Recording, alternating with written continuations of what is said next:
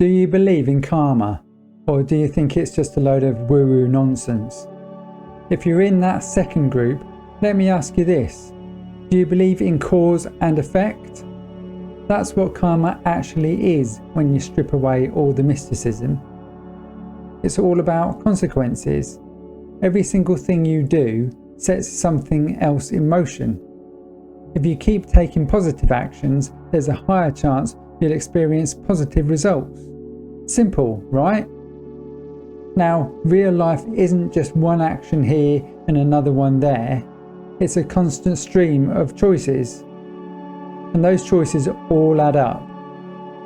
So when people say, what goes around comes around, they're really just talking about how your actions ripple out, and those ripples eventually make their way back to you. And it's not some cosmic reward system.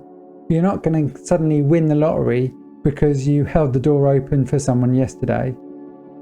But if you consistently make choices that align with positive outcomes, you're stacking the odds in your favour. On the flip side, if you're constantly slacking off, dodging responsibility or making selfish choices, don't be surprised when things don't go your way. Karma is cause and effect, plain and simple. You get back what you put out there, sometimes in ways you might not even notice straight away. I've said it already and I'll say it again. It's simple, really. If you want a better life, be decent to people. Give them a smile, even when you're having a bad day.